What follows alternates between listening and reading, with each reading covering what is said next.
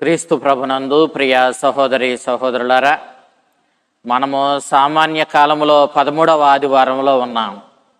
ఈనాటి దివ్య గ్రంథ పట్టణాలను మనం చూసినట్లయితే మొదటి పట్టణము సొలొమోను జ్ఞాన గ్రంథం 1వ అధ్యాయం 13వ వచనం నుంచి 15వ వచనం వరకు, 2వ అధ్యాయం 23, 24 వచనాలు. సువిశేషం మార్కు శుభవార్త 5వ అధ్యాయం 21వ వచనం నుంచి 43వ వచనం వరకు మనం దేవుని వాక్యాన్ని ఆలకించాం. యూదుడైన వాడు, గ్రీకు భాష మాట్లాడగలిగినటువంటి ఒక భక్తుడు ఐగుప్తు దేశంలో అలెగ్జాండ్రియా ప్రాంతంలో క్రీస్తు పూర్వం 1వ శతాబ్దంలో ఈ గ్రంథాన్ని వ్రాసి ఉండాలి. అతడు నిక్కంగా భక్తుడు. అతడు వారి తల్లిదండ్రుల దేవునికి విధేయతను ప్రకటించాడు.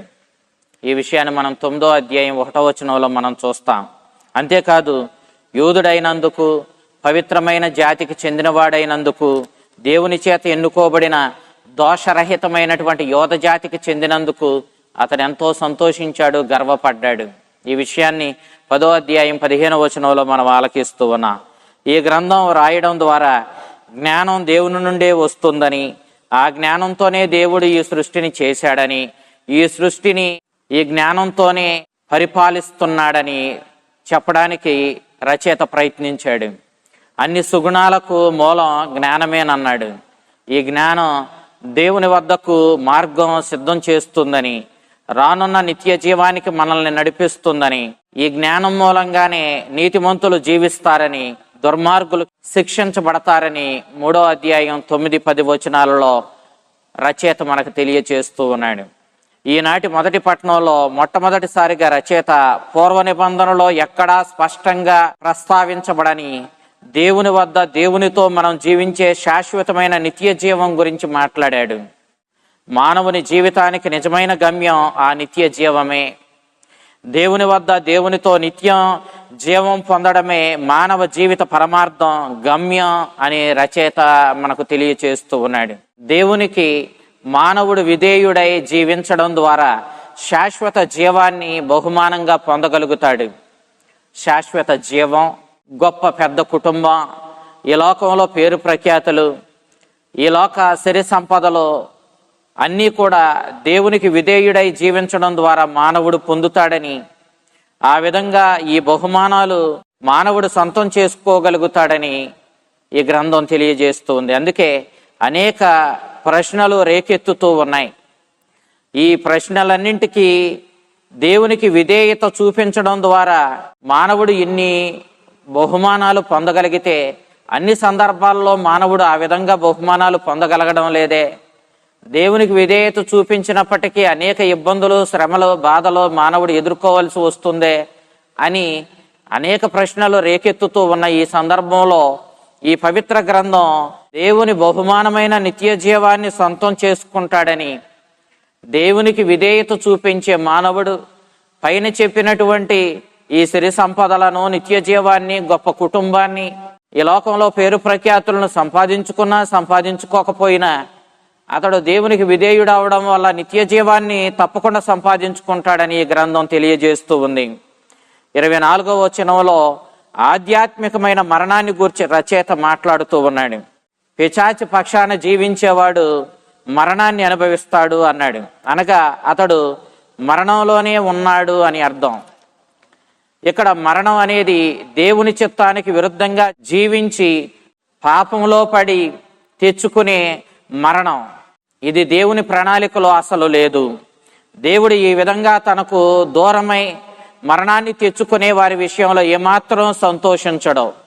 అతన్ని అనగా దేవుణ్ణి పోగొట్టుకోవడమే మరణం. కానీ మానవుడు స్వేచ్ఛగా జీవించాలనేది దైవ సంకల్పం. అందుకే దేవుడు ఎప్పుడు మానవుని యొక్క స్వేచ్ఛకు వ్యతిరేకంగా ఏ విధంగానూ ప్రవర్తించడు. అతనికి స్వేచ్ఛనిస్తాడు. ఆ స్వేచ్ఛలోనే మానవుడు తనకు విధేయుడై జీవించాలని కోరుకుంటాడు. దేవుడు మానవుని స్వేచ్ఛను హరించడు. ఒకవేళ ఆ విధంగా మానవుని స్వేచ్ఛను హరిస్తే మానవుడు ఒక మరబొమ్మగా మారిపోతాడు. ఆ విధంగా మరబొమ్మలాగా మానవుడు జీవించడం దేవుని సంకల్పం కాదు.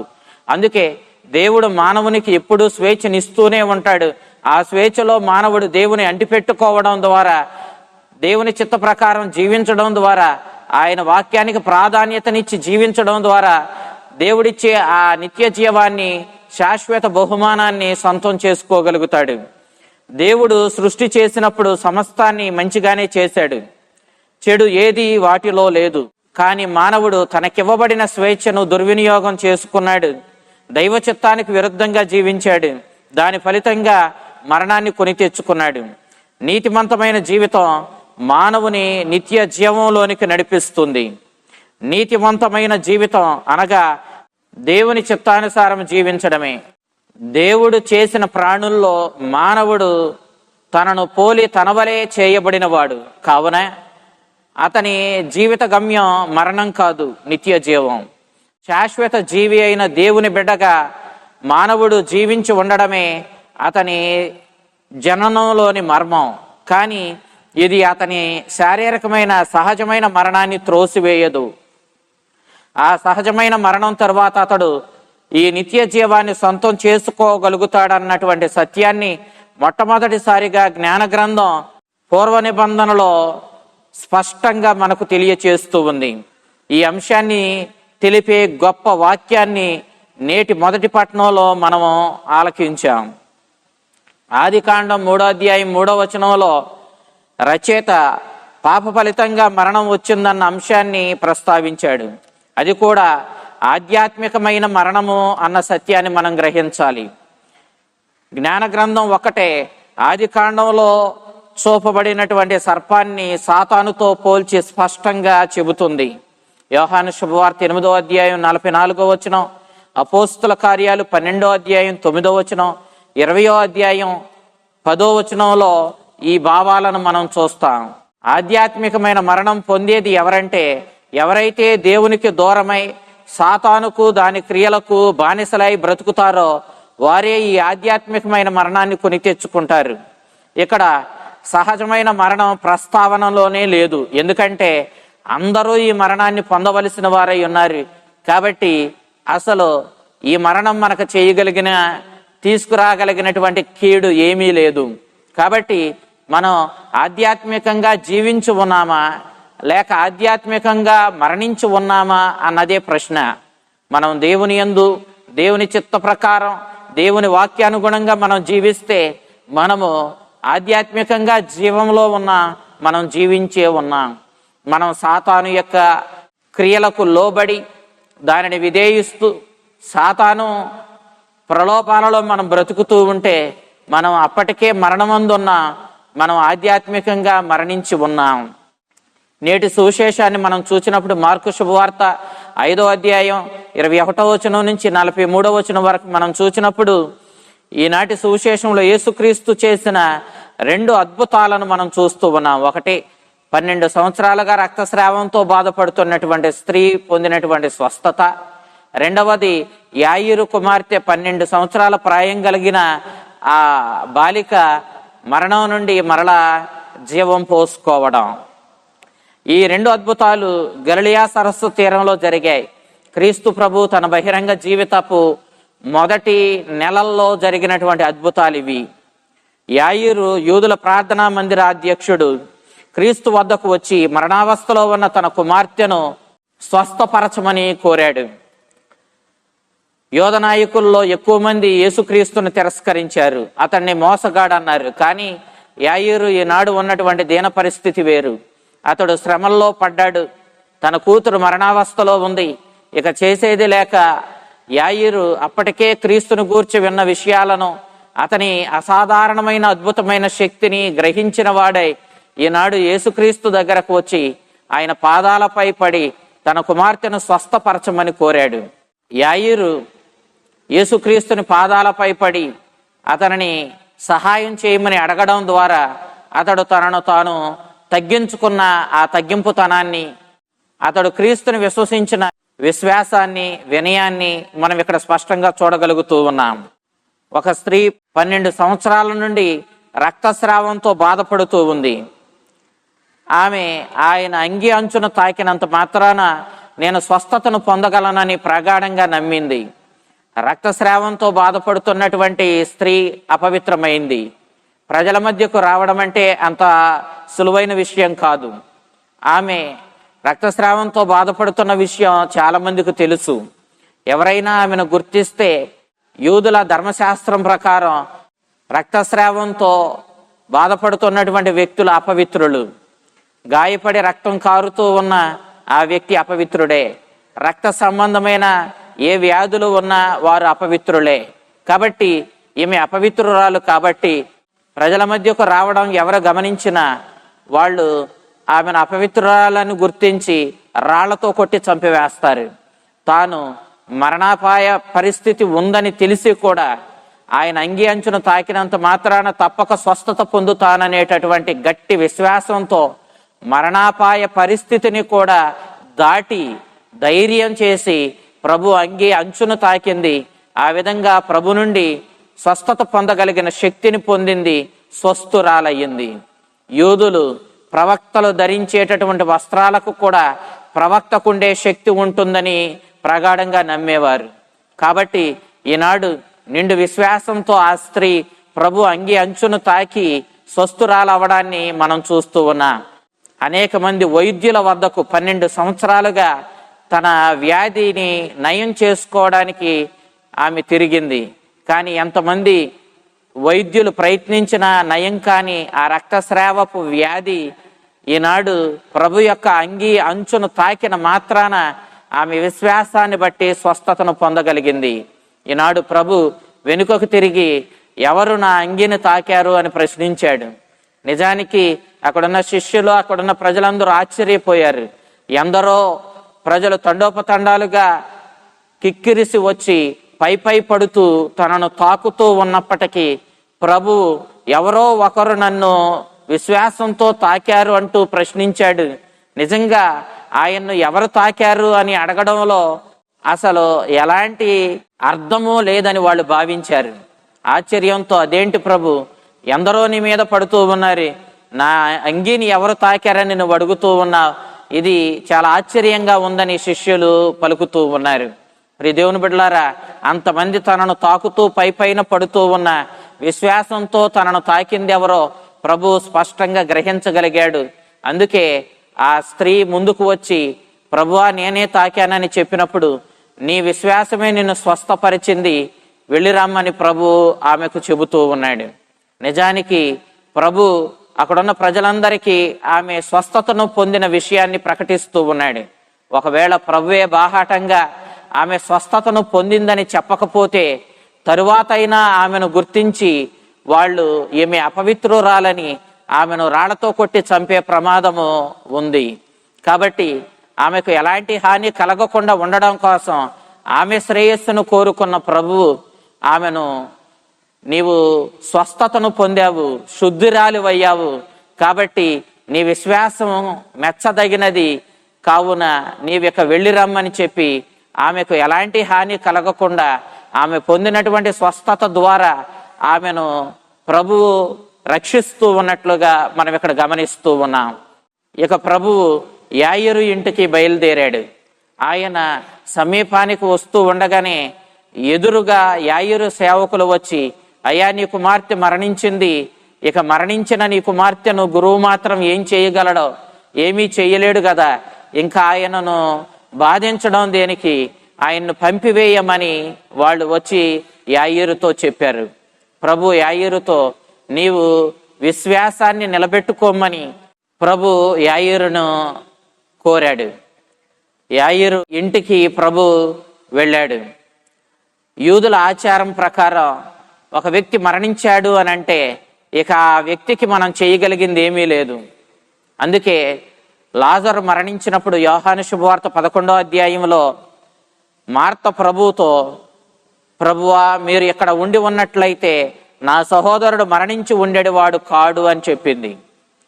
ప్రభు మీరు ఇక్కడ లేరు కాబట్టి నా సోదరుడు లాజరు మరణించాడు, ఇక నీవు లాజరుకు చేయగలిగింది ఏమీ లేదు అన్నట్లుగా ఆమె మాట్లాడింది. యేసుక్రీస్తు భయపడకు, విశ్వాసంతో ఉండమని యాయిరుతో చెప్పి అతని ఇంటిలోనికి వెళ్ళాడు. అప్పటికే ఏడుస్తూ రొమ్ములు బాదుకుంటూ ఉన్నటువంటి అక్కడ విలపిస్తున్నటువంటి స్త్రీలను, కొందరు వ్యక్తులను ప్రభువు చూచాడు. మీరు ఎందుకు విలపిస్తూ ఉన్నారు, ఆమె నిద్రిస్తూ ఉంది అని చెప్పి ప్రభువు చెప్పాడు. అక్కడ ఉన్నటువంటి ఆ బంధువులు, విలపించే ఆ స్త్రీలు ప్రభు మాటలకు ప్రభువుని వాళ్ళు హేళన చేశారు, నవ్వారు.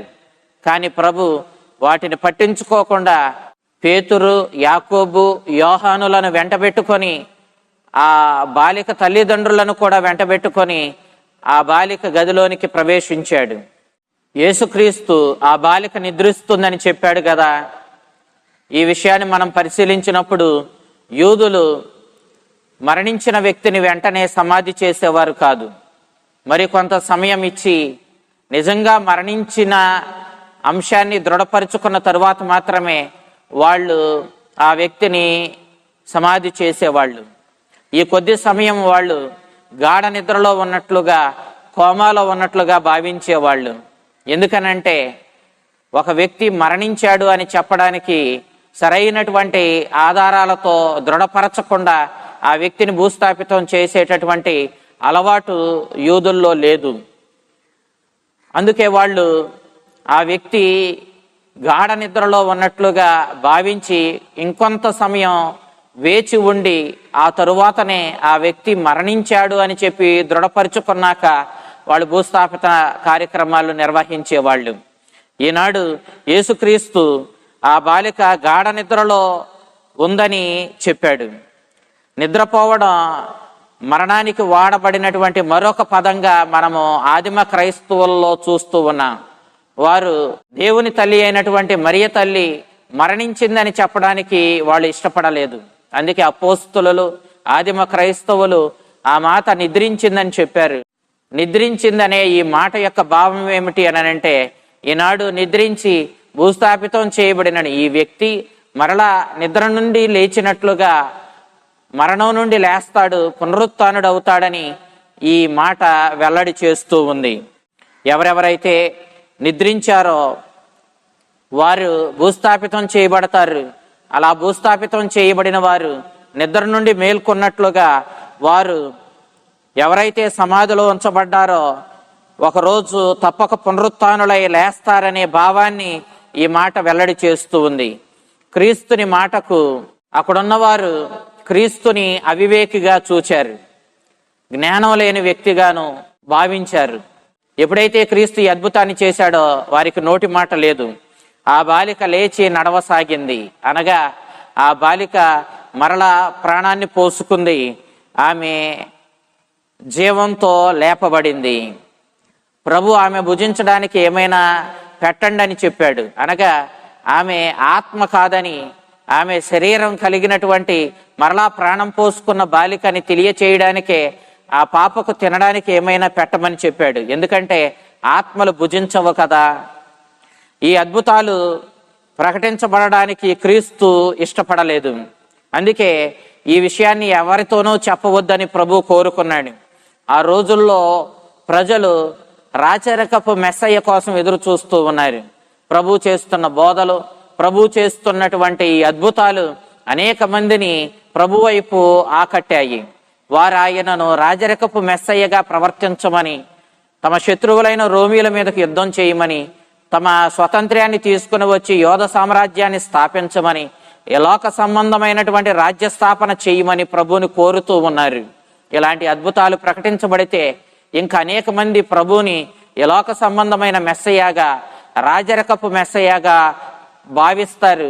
ఆ విధంగా ప్రభు యొక్క సువార్త ప్రచారానికి, ప్రభు తలంచినటువంటి తలంపులకు అవరోధం ఏర్పడుతూ ఉంది. కాబట్టి ప్రభువు ఈ విషయాలు, ఈ అద్భుతాలు ప్రచారం కాబడాలని కోరుకోలేదు. ప్రభు స్థాపించే రాజ్యం వేరు, అది ఈ లోక సంబంధమైంది కాదు. అశాశ్వతమైనటువంటి ఈ లోక సంబంధమైన రాజ్యాలు స్థాపించడానికి క్రీస్తు లోకానికి రాలేదు. శాశ్వతమైన రాజ్యాన్ని స్థాపించడానికి వచ్చాడు. ఆ శాశ్వతమైనటువంటి రాజ్యము ఏమిటి అని అంటే, మనమందరము చేరుకోవలసిన దైవరాజ్యం. అదే మనల్ని నిత్య జీవంతో నింపేటటువంటి రాజ్యం. కాబట్టి మనం ఈ లోక సంబంధమైనటువంటి మరణాన్ని మన జీవితంలో ఎదుర్కొంటాం. ఈ మరణం వల్ల మనకు వచ్చే హాని ఏమీ లేదు. కానీ మనము శాశ్వతమైనటువంటి మరణానికి గురి కాకూడదు. దేవునికి దూరమై దేవుని చిత్తాన్ని అశ్రద్ధ చేస్తూ సాతానుకు బానిసలై బ్రతికే వాళ్ళు శాశ్వతమైన మరణానికి గురి అవుతారు, దేవుని బహుమానాన్ని పోగొట్టుకుంటారు. కానీ ఎవరెవరైతే యేసుక్రీస్తు యందు విశ్వాసముతో ఆయన వాక్యానుగుణంగా జీవించి ఆయన చిత్త ప్రకారము జీవించి ఆయన స్థాపించిన దైవరాజ్యంలో దైవరాజ్యపు విలువలతో నీతి, శాంతి, సహనం, ప్రేమ, దయ కలిగి జీవిస్తూ క్రీస్తు కోరినటువంటి క్రీస్తుని వాక్యానుగుణంగా ఎవరు బ్రతుకుతారో వాళ్ళు ఆ దైవరాజ్యానికి వారసులు అవుతారు. వాళ్ళు శాశ్వతమైనటువంటి లోకానికి వాళ్ళు తమను తాము సిద్ధపరుచుకున్న వాళ్ళు అవుతారు. దేవుని బహుమానాన్ని, శాశ్వత లోకాన్ని సొంతం చేసుకున్న వాళ్ళు అవుతారు. కాబట్టి క్రీస్తు ఈ లోక సంబంధమైనటువంటి మరణాన్ని పోగొట్టడానికి కాదు వచ్చింది, క్రీస్తు శాశ్వతమైన మరణాన్ని పోగొట్టడానికి వచ్చాడు, మనల్ని అందరినీ నిత్య జీవానికి చేర్చడానికి వచ్చాడు. కాబట్టి పాపం అనే మురికిని, సాతాను బానిసత్వం అనేటటువంటి అపరిశుద్ధతను మన నుండి తీసివేయడానికి క్రీస్తు ఈ లోకానికి వచ్చాడు. రక్తస్రావంతో బాధపడడం, మరణించడం ఇవన్నీ అశుద్ధతకు, అపవిత్రతకు గుర్తులే. మరణించిన శవాన్ని యూదులు అశుద్ధమైందిగా భావించేవాళ్ళు. దానిని తాకితే మనం అశుద్ధులం అవుతామని వాళ్ళు చెప్పుకునేవాళ్ళు. యోధ ధర్మశాస్త్రం కూడా అదే చెబుతుంది. కాబట్టి సమస్త అశుద్ధము, సమస్త అపవిత్రము, సమస్త పాపము, సమస్త దుష్టత్వమును మన నుండి పారద్రోలి మనల్ని అందరినీ శాశ్వతమైనటువంటి మరణం నుండి విడుదల చేసి నిత్య జీవంతో నింపడానికి క్రీస్తు లోకానికి వచ్చాడని ఈ అద్భుతాలు మనకి వెల్లడి చేస్తూ ఉన్నాయి. మొదటి పట్టణంలో మనం విన్న దేవునికి దూరం అవ్వడం, దేవుని వాక్యాన్ని అశ్రద్ధ చేయడం, దేవుని చిత్తాన్ని అలక్ష్యం చేయడమే నిజమైన మరణమని. శారీరకమైన మరణం అందరూ పొందుతారు కాబట్టి అసలు మనము దాని గురించి పెద్ద పట్టించుకోవాల్సింది ఏమీ లేదని మనము మొదటి పట్టణంలో ఆలకించాం. ఈనాడు క్రీస్తు శారీరకమైనటువంటి అపవిత్రతలన్నిటినీ పోగొట్టడానికి, పాపం నుండి, సాతాను నుండి, దుష్టత్వం నుండి, అశుద్ధత నుండి, అపవిత్రత నుండి, సమస్త కీడుల నుండి మనల్ని విడుదల చేసి శాశ్వతమైన నిత్య జీవాన్ని మనకివ్వడానికి, దేవునితో మనల్ని ఐక్యపరచడానికి, దేవుడిచ్చే బహుమానమైన నిత్య జీవానికి మనల్ని వారసులుగా చేయడానికి క్రీస్తు ఈ లోకానికి వచ్చాడన్న సత్యాన్ని ఈ రెండు అద్భుతాలు మనకి తెలియచేస్తూ ఉన్నాయి. కాబట్టి మనల్ని నిత్య జీవానికి నడిపించడానికి వచ్చిన క్రీస్తు, జీవాన్ని ఇవ్వడానికి, దానిని సమృద్ధిగా ఇవ్వడానికి వచ్చానన్నటువంటి ఆ క్రీస్తుని మనం విశ్వసించి ఆ క్రీస్తుని అంటిపెట్టుకొని ఆయన వాక్యానుగుణంగా జీవించి ఆయన స్థాపించే ఆ దైవరాజ్యానికి వారసులుగా, దైవరాజ్యపు విలువలను పాటించే వ్యక్తులుగా మనం రూపొందుదాం. మన జీవితాలను మనం ధన్యం చేసుకుందాం. ఆ చల్లని ప్రభువు, ఆ కరుణామయుడు తన జీవంతో, తన నిత్య జీవంతో మనల్ని నింపి మనల్ని దేవునితో ఐక్యపరచి మనల్ని సర్వదా కాచి కాపాడునుగాక. ఆమేన్.